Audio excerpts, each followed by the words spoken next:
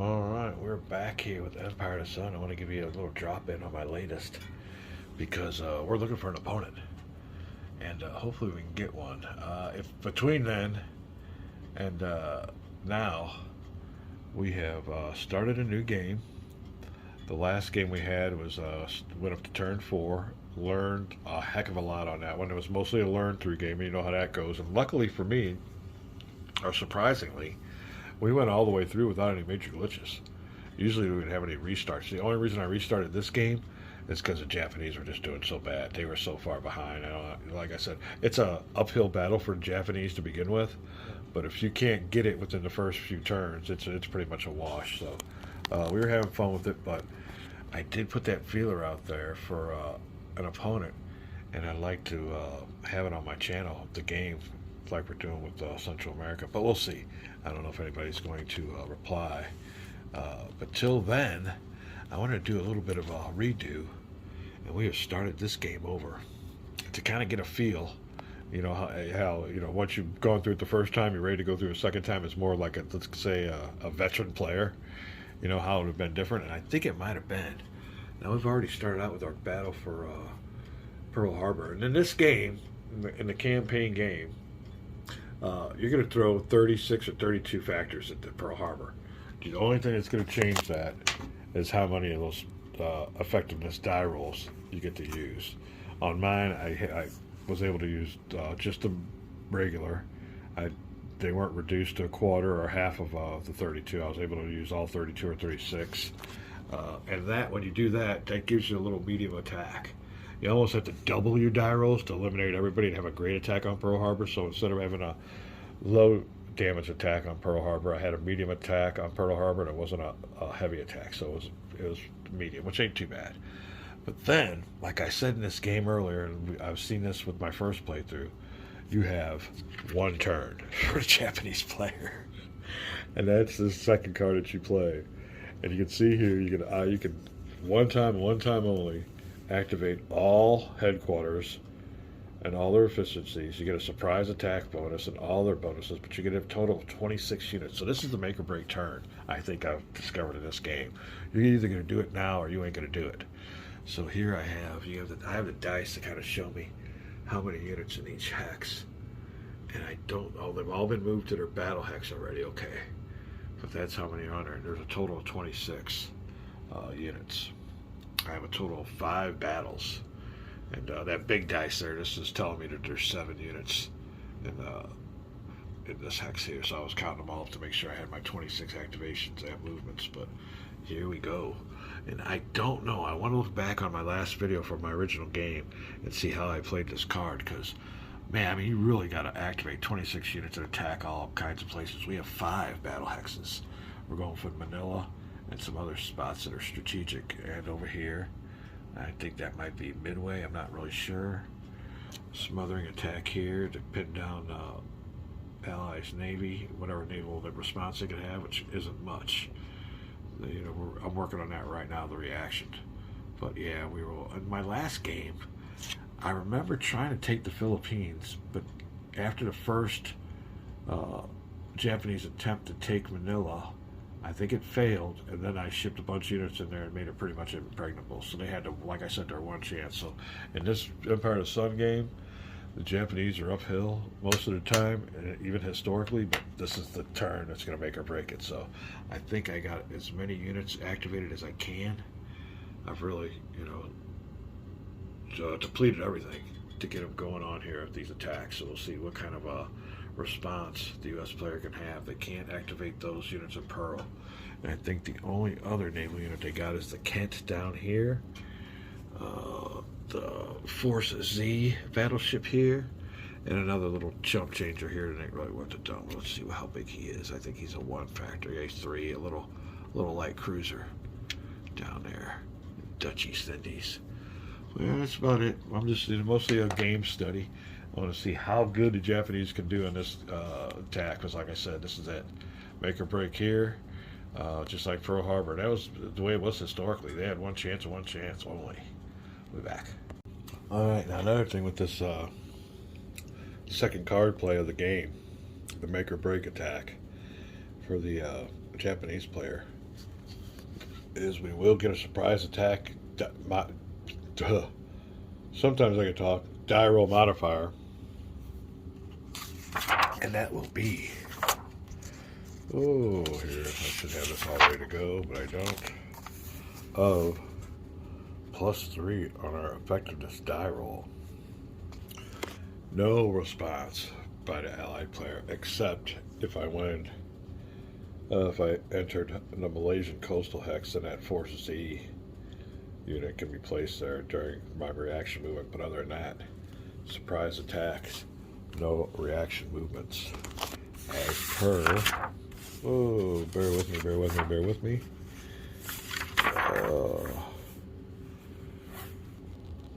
If the intelligence condition is surprise attack, there is no reaction move, and the offensive player immediately resolves all battles. So there you go. This is going to be really juicy. I think I got them all maximized and ready to go. We'll see how much damage we can do and what we can gain on the first turn for the Japanese player. Now, I'm not using the Erasmus bot, so at a certain point on this part of the game here, you don't really use the Erasmus bot. It's already picked out for you, so you can pretty well do it yourself. I'm going to do a hybrid of the Erasmus bot plus what I really think I need to do. And in this game, I'm not interested in who wins or loses. I just want to see what the results are with the die rolls and with the mechanics of the game. I'm not on either side, but I'm just curious to see what the results are. And it's almost the way it is for that Central America game when I'm playing an opponent, is I really want to see where the mechanics take us. But, you know, there's a little bit of my strategy versus his in that, so that's why I kind of like the opponent play. But we're going to have us a good time here and go through this Empire of the Sun. How long it takes and how long we'll do it, I don't know, but I'll give you a drop in and let you know how to use attacks a little bit later. Be back. Alright, now one of the criteria of this card is, down here is the only amphibious assault hexes that are within 5 continuous water hexes of a Japanese controlled port. So we pretty well got to stay close to the ports they got us. So this hex here that I was going to attack is 1 hex short. So we'll go ahead and move our attack over to number 5 battle hex to this hex, and that'll be 1. Well, I got that all messed up. I'll be right back. Hey, no, my mistake. We're right. 1, 2, 3, 4. So I moved his attack from here to here because it has to be within 5 hexes of a headquarters, and that is a Japanese headquarters. I thought maybe I had a mind block, but maybe it was allied. But that's the only difference. Now we did take to support this. So as we learned, you can't take ports or anything unless you have ground units there. So I had to move a big core into this hex and take him away from a battle that's going on up here. Now this battle here will be a little bit close. I'll look at that again. But another thing we had to do also, and this turn here took up a bunch of them, was amphibious shipping points used. The Japanese player has a big capacity of 7. We already used up 4 in this moving those big cores. Those big cores count for 2. And we moved at least 2 of them. The other units, the white units, the Imperial Japanese naval infantry, as long as they ride along or start their movement with one of these naval units, they don't cost no amphibious shipping points. So that is the adjustment we made. We are here on the attack on the Manila Corregidor. And here's what it looks like. So, with no reaction, they couldn't move anybody in. I'm going to have to look, like I said in my video, and see how I did this attack on the original one, if I did it right, but it should be pretty easy. They have no naval units, so there won't be no air naval. It's just going to be a ground assault attack with all kinds of modifiers for the Japanese, so we'll see what we can do about getting Manila Corregidor on the first battle of the game. Be back. Alright, the first important battle here for Manila Corregidor. And there ain't much of a land on there for to get a terrain rating, but there is. I guess Manila is right there in that little strip of land there. So we will give them a mixed terrain modifier. And the terrain modifiers are like this. Here's who's attacking Imperial Japanese Navy naval infantry versus alone. infantry unit, U.S. infantry unit. Looks like maybe it's a division. But the terrain modifiers are -2 for that mixed terrain. The Japanese get +2 because they're the only ones with ships in the harbor. No naval ships. They're also the only side with carriers in the battle. I got a carrier there, even though there's no reaction or U.S. naval units there, so they'll get a +2 there. So they'll get a +2 for units in the harbor, only side with units in the harbor, and the only side with carriers.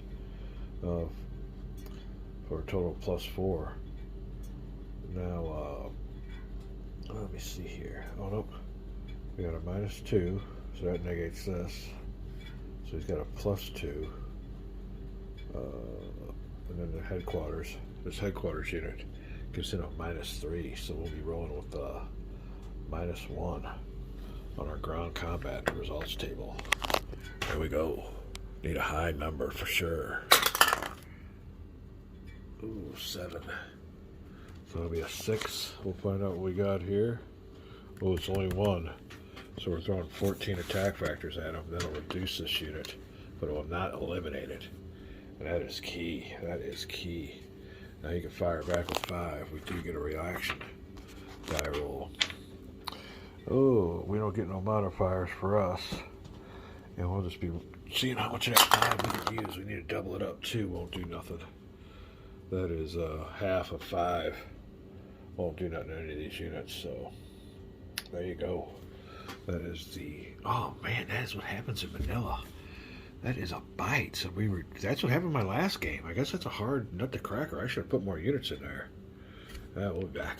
Alright then, even with all that, the presence of the headquarters and its contingent, I guess, is what the difference was, but man, didn't suffer no hits, but we're going to go back to the port, and Manila will stay in Allied hands, even with their headquarters. That's a big blow. That's a big blow right there. So we will go on. We still got 3 more battles to go through. We'll be back. Oh, we are done with the battles for turn 1. And it went so-so for the Japanese. One of the main things are they are not on the Philippines. They have been repelled.